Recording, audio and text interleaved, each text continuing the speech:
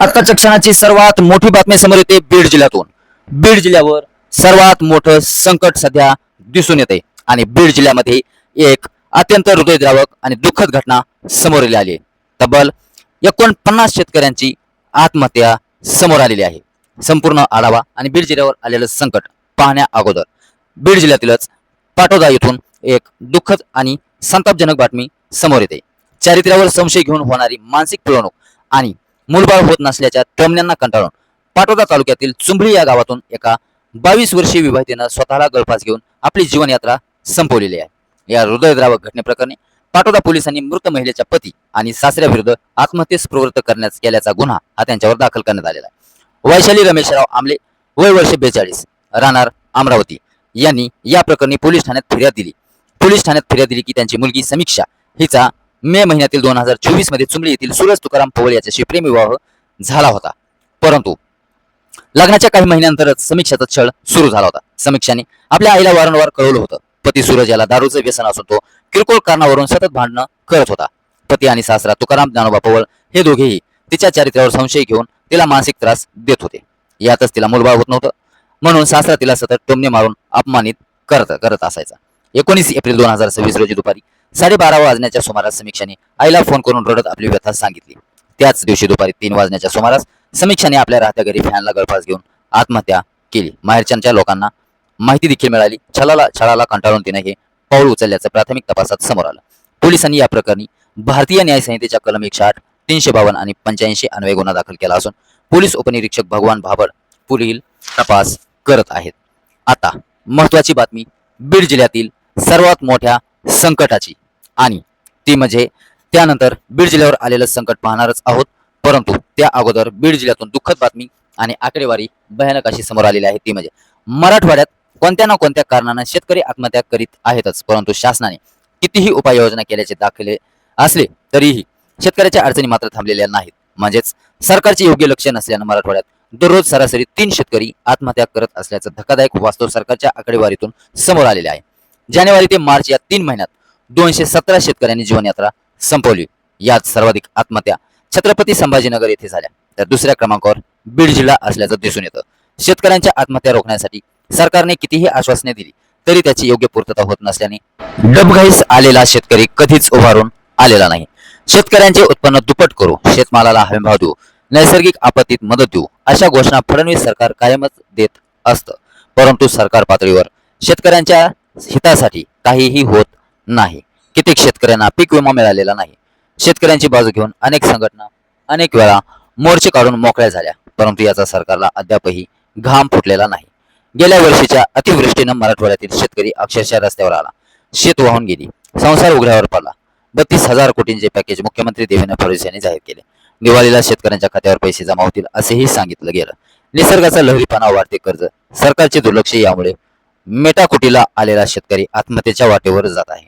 जानेवारी, February आणि मार्च या 3 महिन्यात विभागात 217 शेतकऱ्यांनी आत्महत्या केली. मागील वर्षात 1129 शेतकऱ्यांनी मरणाला कवटाळलं. विभागीय आयुक्त कार्यालयाकडूनच ही माहिती जारी करण्यात आली. यामध्ये छत्रपती संभाजीनगर जिल्ह्यात 3 महिन्यांमध्ये 53 शेतकऱ्यांनी, त्यानंतर बीड जिल्ह्यात एकूण 50 शेतकऱ्यांनी, जालना जिल्ह्यात, परभणी जिल्ह्यात 19, नांदेड जिल्ह्यात 29, लातूर जिल्ह्यात 11 आणि धाराशिव जिल्ह्यामध्ये 30 एवढ्या शेतकऱ्यांनी आत्महत्या केल्या. मागील वर्षी आत्महत्या केलेल्या 1129 पैकी 796 शेतकरी मदतीस पात्र ठरवून त्यांच्या वारसदारांना मदत देण्यात आली. 140 आत्महत्यांची प्रकरणे मदतीस अपात्र ठरले असून 193 प्रकरणे चौकशीत प्रलंबित आहेत. ही अत्यंत शोकांतिका मानणारी आणि व्यथा मानणारी अहवाल बातमी समोर आली. आता बीड जिल्ह्यावर आलेलं सर्वात मोठं संकट ते म्हणजे माजलगाव धरण परिसरात वाढत्या उष्णतेमुळे पाणी टंचाईची समस्या तीव्र होत चाललेली आहे. एप्रिल महिन्याच्या मध्यात तापमानात झालेल्या वाढीचा थेट परिणाम धरणातील जलसाठ्यावर दिसून येत आहे. मागील आठवडाभरात धरणाची पाणी पातळी तब्बल 2% घसरली. 7 एप्रिल 2000 रोजी 58.14% असलेली पातळी 15 एप्रिलला 56.41% आली. या घटीमागे मुख्य कारण म्हणजे वाढलेले बाष्पीभवन. मार्च महिन्यात तुलनेने कमी उष्णतेमुळे बाष्पीभवनाचा दर 0.23 दलगमी होता. मात्र एप्रिलमध्ये तापमान झपाट्याने वाढल्याने हा दर दुपटीने वाढून 0.4 दलगमी पर्यंत पोहोचला आहे. परिणामी दररोज मोठ्या प्रमाणात पाण्याची घट होत असून धरणाचा उपयुक्त साठा वेगाने कमी होत आहे। सध्या धरणात सुमारे 56.41% उपयुक्त पाणी शिल्लक आहे। धरणातील पाणी साठा हा आज आपण जर पाहिलं तर या पाणी साठ्यामध्ये आपल्याला शेतकऱ्यांमध्ये समाधानाचे वातावरण दिसून येत होतं गेल्या वर्षीपेक्षा 100% भरल्यामुळं।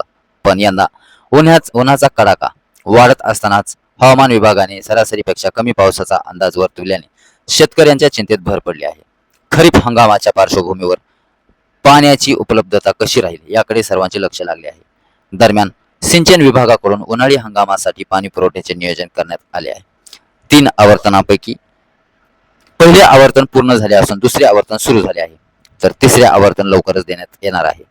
तहसीलदार संतोष रुईकर यांनी नागरिक व शेतकऱ्यांना पाण्याचा वापर जपून करण्याचे आवाहन केलेले आहे। पुढील काही महिने उष्णतेची तीव्रता कायम राहण्याची शक्यता असल्यानं पाणी साठवणूक व काटकसरीचा वापर हाच उपाय असल्याचे प्रशासनाने स्पष्ट केलेले आहे। बीड जिल्ह्यावर आता सध्या ओढावत असलेलं हे पाणी टंचाईचं संकट आपल्याला दिसून येत आहे। जर उष्णता आणि तापमान असंच राहिलं तर पुढील येणाऱ्या काळामध्ये पावसाची शक्यता ही कमी वर्तवलेली आहे, कमी प्रमाणात सांगितलेली आहे। तर येणाऱ्या काळामध्ये पाणी टंचाईचं संकट हे बीड जिल्ह्यावर येऊ शकतं। अंबाजोगाई तालुक्यातून एक संतापजनक आणि भयानक अशी घटना समोर येते। अंबाजोगाई तालुक्यातील उजनी शिवारात ज्वारीच्या पिकातून ट्रॅक्टर नेल्याचा जाब विचारला आणि शेतकऱ्यावर धारदार शस्त्राने हल्ला केल्याची घटना 18 एप्रिल रोजी रात्री 10:30 वाजण्याच्या सुमारास घडली। अंबाजोगाई तालुक्यातील उजनी येथील शेतकरी दिनेश देवीदास माने हे शेतामध्ये असताना गावातीलच आबासाहेब शिवाजी माने यांनी त्यांच्या पिकातून ट्रॅक्टर नेला। याबाबत त्यांनी त्याच्याकडे असे का केलं अशी विचारणा केली असता आबासाहेब माने यांनी त्यांना शिवीगाळ करत डाव्या डोळ्याखाली विळ्याने वार करून त्यांना गंभीर जखमी केलं। पुन्हा ट्रॅक्टर आडवा आल्यास जीवे मारण्याची धमकीही दिली। या प्रकरणी शेतकरी दिनेश माने यांनी अंबाजोगाई तालुक्यातीलच बर्दापूर पोलीस ठाण्यात तक्रार दाखल केली। पोलिसांनी या प्रकरणी थेट गुन्हा नोंदवलेला आहे। पोलीस हवालदार संजय राठोड या प्रकरणाचा अधिक तपास करत आहेत।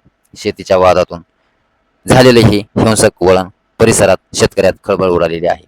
या संपूर्ण घडामोडीबद्दल आपली काय प्रतिक्रिया आहे आम्हाला कमेंट बॉक्समध्ये नक्की कळवा आणि आपल्या न्यूज तडकाफडकी चॅनलला सबस्क्राईब करा, बेल आयकॉन घंटीला प्रेस करा। भेटूया पुढील अशाच एका नवीन घडामोडीसोबत, ताज्या बातम्यांसोबत, तडकाफडकी माध्यमांसोबत। तोपर्यंत धन्यवाद। जास्त टाइम नाही घेता शॉर्टकट तडकाफडकी माध्यमातून महत्त्वाची बातमी फक्त आपल्या न्यूज तडकाफडकी चॅनलवर दिली जाते। त्यामुळे चॅनलला सबस्क्राईब केल्याच्या नंतर समोर बेल आयकॉन घंटीला ऑन करा। नोटिफिकेशन आल्यानंतर व्हिडिओ पाहायला आपल्याला सोपं जाईल।